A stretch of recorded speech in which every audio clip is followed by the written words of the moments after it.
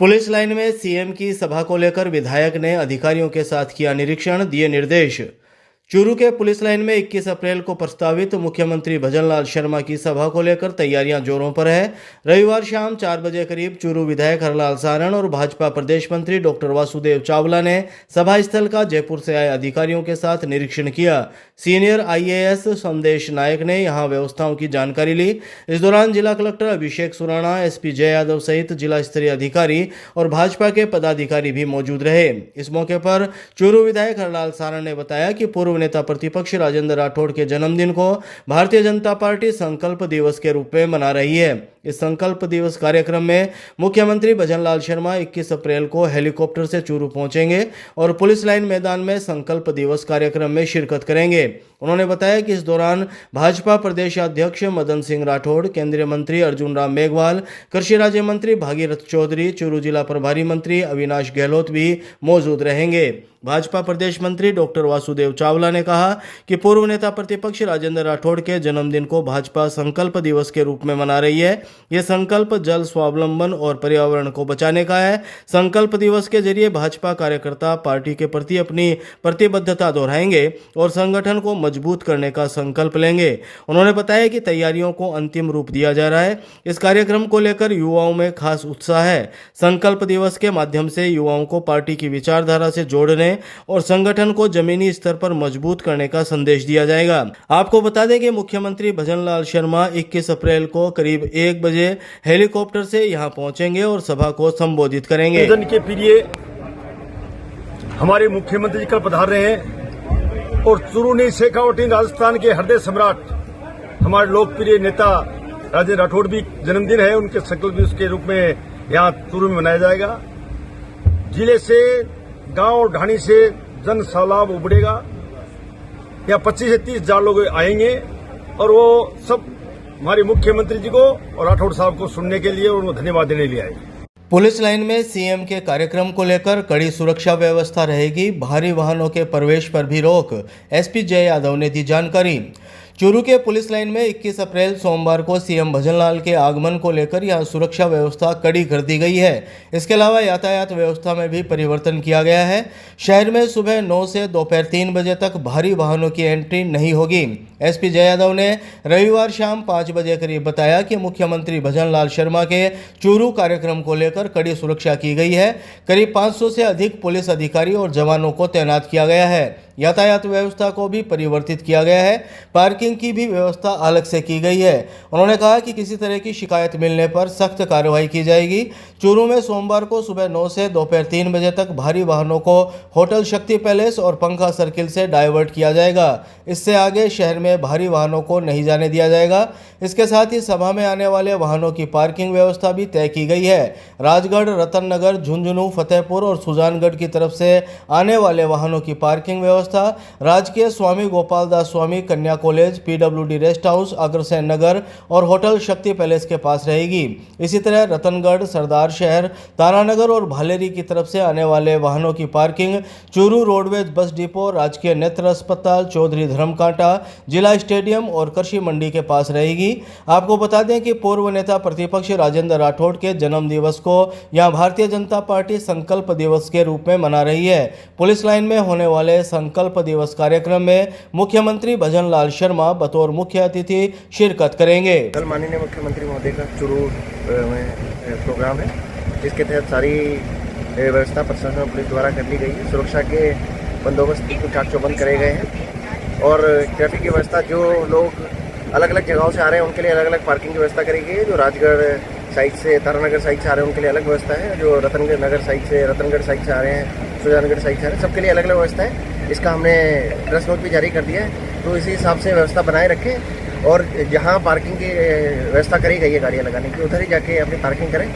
अगर किसी ने और कोई शिकायत आई, किसी ने बदमाशी करी और असामान्य तत्व आके प्रोग्राम में खलल डालने की, उनके खिलाफ सख्त कानूनी कार्रवाई करेंगे। सर, कितने नफरी लगाई गई है? लगभग 500 लोग लगाए गए हैं जो अलग अलग ड्यूटियाँ देंगे। कोई ट्रैफिक व्यवस्था में लगाए गए हैं, कोई यहाँ सभा स्थल पर लगाएंगे, तो ऐसे करके लगभग 500। मेडिकल कॉलेज प्रिंसिपल रात को अचानक पहुंचे जिला अस्पताल, गर्मी को लेकर व्यवस्थाओं का किया निरीक्षण।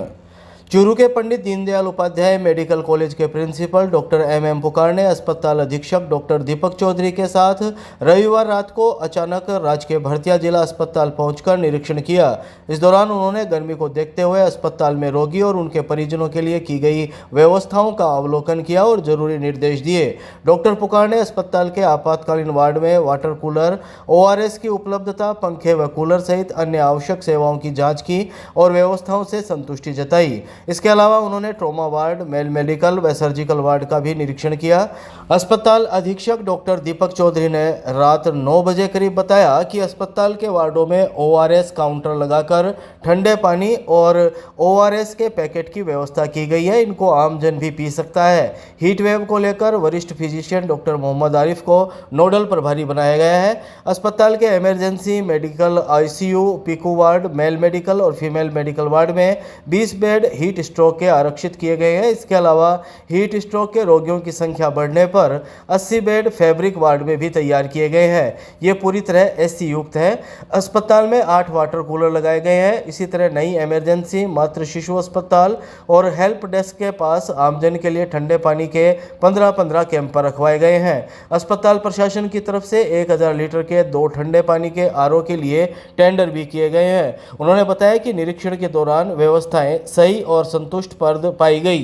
प्रशासन से निर्देश प्राप्त हुए थे और चूंकि अभी गर्मी का मौसम है और ऐसी स्थिति में मरीज को कोई असुविधा नहीं हो, इसके लिए लगातार मॉनिटरिंग प्रिंसिपल साहब द्वारा और मेरे द्वारा की जा रही है। उसी के तहत अभी निरीक्षण किया था और इसमें हमने विभिन्न वार्डों में कूलर की और पंखे की व्यवस्था जांची है। सब जगह पे कूलर वगैरह वर्किंग स्थिति में है और जगह जगह पे मरीजों को हीट वेव के अंतर्गत अगर ज़रूरत पड़ती है तो ORS काउंटर बनाए हुए हैं जहाँ पे पानी और ORS उपलब्ध है। सुबह के समय जब भीड़ ज़्यादा रहती है उस स्थिति के लिए हमने वाटर कैंपर की व्यवस्था की है। मरीजों को पीने योग्य पानी के लिए वाटर कैंपर उपलब्ध कराए हैं जो लगातार पानी की सुविधा उसके द्वारा प्राप्त होगी। अस्पताल में जहाँ पे भी वाटर कूलर लगे हुए हैं उनमें ठंडा पानी आ रहा है। इस व्यवस्था को भी अभी हमने निगरानी करके चेक कर लिया है और लगातार प्रिंसिपल सर द्वारा और मेरे द्वारा दैनिक स्तर पर इसकी मॉनिटरिंग की जा रही है और गर्मी के प्रकोप को देखते हुए अस्पताल में किसी भी तरह की परेशानी मरीजों को नहीं आती है। जिले में गर्मी को लेकर एडवाइजरी जारी, जिला कलेक्टर अभिषेक सुराणा ने दी व्यवस्थाओं की जानकारी।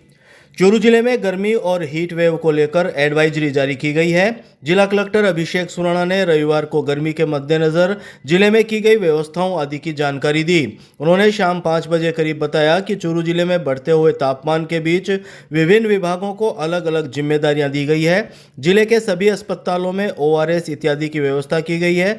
गर्मी और तापघात के रोगियों के लिए अलग से कूलर, पंखे इत्यादि की व्यवस्था की गई है। नगर निकायों को तापमान अधिक होने पर सड़क पर छिड़काव करने के निर्देश दिए हैं। साथ ही कूलिंग स्टेशन बनाए गए हैं जहां राहगीरों के लिए छाया और पानी की व्यवस्था की गई है। मनरेगा और स्कूलों का समय परिवर्तित किया गया है। जिला कलेक्टर ने लोगों से अपील की है कि इस भीषण गर्मी के मद्देनजर पानी पीते रहें और जरूरी हो तभी धूप से बचाव करते हुए बाहर निकलें। जिला कलेक्टर सुराणा ने बताया कि गर्मी को देखते हुए हीट एक्शन प्लान भी बनाया गया है। इसके अलावा एक विस्तृत कार्य योजना भी बनाई गई है। देखिए, बढ़ते हुए तापमान को देखते हुए चूरू पूरे ज़िले में जो हमारे विभिन्न विभाग हैं उनको अलग अलग जिम्मेदारियां हमने बांटी हैं। सबसे पहले तो जो हमारा चिकित्सा विभाग है, हमारे सभी अस्पतालों में जितने DH, STH, मेडिकल कॉलेज के अस्पताल, PSC, CSC, हर जगह हमने एक तो हमारे ORS की अवेलेबिलिटी, साथ में अगर कोई भी तापघात से ग्रसित कोई मरीज आता है तो उसके लिए जो व्यवस्थाएं होनी चाहिए, वार्डों में कूलर वगैरह की व्यवस्था और कुछ बेड को रिजर्व भी हमने रखवाया है बड़े अस्पतालों में, ताकि कभी भी कोई ऐसा बड़ा इंसिडेंट हो जाए तो उसको हम टैकल कर सकें। इसके बाद जो हमारे नगर निकाय हैं उन सभी नगर निकायों को हमने सड़क पे पानी का छिड़काव करने के लिए और साथ ही जो कुछ कूलिंग स्टेशंस भी हमने बनाए हैं जहाँ पे पीने के पानी की व्यवस्था, छाया की व्यवस्था रखी है। स्पेशली जो बस स्टैंड्स वगैरह जैसे स्पेसेस हैं जहाँ पे लोगों को थोड़ा सहूलियत मिले धूप से। इसी के साथ हम लोग ये भी प्रयास कर रहे हैं कि जो हमारे निराश्रित पशु हैं, चाहे ग्रामीण एरिया हो चाहे शहरी एरिया हो, उनके और जो हमारी गौशालाएँ भी हैं तो गौशालाओं में भी जैसे टेंटेज वगैरह की व्यवस्था रहे ताकि पशुओं को थोड़ी सी छाया मिले खड़े होने के लिए। ग्रामीण एरिया में भी हमने हमारे जितने भी हमारे ग्रामीण के जो निकाय है पंचायती राज ग्रामीण विकास के, उनमें नरेगा के जो हमारे टाइमिंग्स हैं तो उनको हमने चेंज किया है। साथ ही हमारे जो स्कूल शिक्षा विभाग के जो जितने हमारे स्कूल्स हैं उनका भी टाइम हमने 11:30 बजे तक किया है। और मेरा अनुरोध सभी लोगों से यही रहेगा कि एक तो अपने आप को आप हाइड्रेट करके रखें, पानी पीते रहें, और ORS अगर अपने पास रखते हैं तो उसको भी रखें। गर्मी में 12 बजे बाद 12 से 4 के बीच में थोड़ा कम अगर अवॉइड कर सकते हैं, थोड़ा कम बाहर निकलें। हमारे जितने भी मजदूर भाई हैं जो दिन में जहाँ पे कई जगह काम चल रहे हैं, तो मेरा सभी साइट्स पे, चाहे सरकारी हो चाहे प्राइवेट हो, उसमें भी अनुरोध रहेगा कि दिन में हम मजदूरों को थोड़ा रिलीफ दें।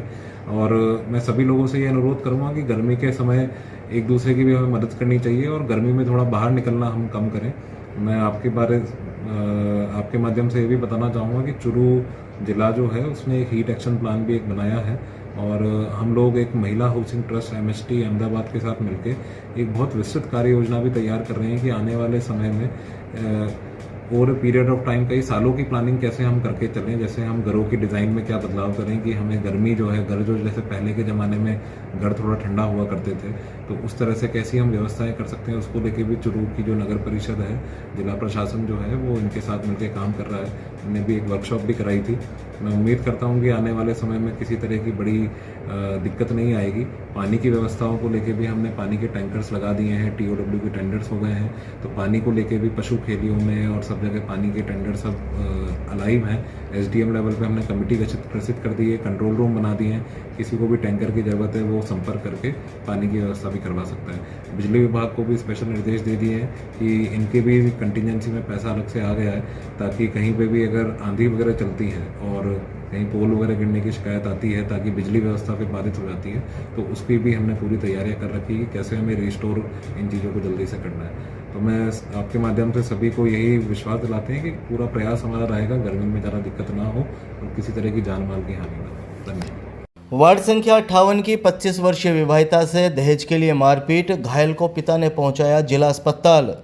चुरू शहर के वार्ड संख्या 58 की एक 25 वर्षीय विवाहिता के साथ दहेज के लिए मारपीट का मामला सामने आया है। रविवार देर शाम घायल महिला को उसके पिता चुरू के राजकीय भर्ती अस्पताल लेकर पहुंचे, जहां आपातकालीन वार्ड में उसका इलाज शुरू किया गया। अस्पताल में घायल 25 वर्षीय रेशमा के पिता ने रात 9 बजे करीब बताया कि रेशमा की शादी 5 साल पहले झुंझुनू के वार्ड संख्या 44 निवासी असलम के साथ हुई थी। उसने शादी में अपनी हैसियत से ज़्यादा दहेज दिया था, लेकिन शादी के कुछ समय तक तो सब सही रहा। उसके बाद रेशमा को दहेज के लिए उसके पति के द्वारा तंग परेशान किया जाने लगा। रेशमा का पति झुंझुनू में कलर और डेकोर का काम करता है। रेशमा के पिता ने बताया कि उसका पति आए दिन उसके साथ शराब पीकर मारपीट करता है। 3 महीने पहले भी उसकी मारपीट से परेशान रेशमा अपने पीहर आ गई थी। उस वक्त उसके पति को समझाइश की गई। रेशमा के पति ने भी आगे से उसे परेशान नहीं करने की बात कही थी, तब उसे ससुराल भेजा गया था। उन्होंने बताया कि आज रेशमा का पिता जब उससे मिलने के लिए झुंझुनू गया तो वहाँ रेशमा ने बताया कि उसे 3 दिन से खाना तक नहीं दिया गया और उसके साथ मारपीट की गई है। इसके बाद रेशमा का पिता अपनी बेटी को लेकर चूरू अस्पताल पहुंचा, जहां आपातकालीन वार्ड में उसका इलाज किया जा रहा है। और मैं मेरी लड़की के गया था ससुराल मिलने के लिए, तो वहाँ 3 दिन तक वो मैं कहा क्या बात है बेटा, तो बोले 3 दिन से भूखी बैठी और मैंने रात में दारू पी गए और मारपीट करी तो मैं कहा ओके बात है क्यों मारपीट करी ना। इससे पहले 3 महीना पहले मैं मेरी बच्ची ने रोक के बाद में बोलिया कि आज के बाद में कोई शिकायत को नहीं होगी। फिर बाद का मैंने लेकर बाद का मैंने उर्दू भी ने मारा फूटी करी। या 4 साल से की कहानी चल रही है और मैं बर्दाश्त करता आग तो वो समझ में ना। फिर मैं गलीजा तेरी छोड़ी ने मेरे को रखा, फिर वो रखा कौन जब मेरे पे मोटरसाइकिल का पीछा मांगया दहेज का, मैं बिना 60,000 रुपया दे दिया। 60,000 रुपया में मैंने बाद में और मारे 60,000 को मैंने और भी सामान दे, मैं गरीब आदमी साफ कर चलाऊँ मैं, इसके लिए मैं 60,000 रुपये देख कर छोरी ने मारपीट कर लगा और मेरा बाप मेरे पीछा ले। अरे ये एक छोरी ने सागर रही थी मारपीट कर, छोरी बेहोश पड़ी अस्पताल का मैंने, और ये वो वीडियो बनाई जाए और आगे के लिए मेरा आश्वासन हुआ भाई मैंने फैसला चाहिए।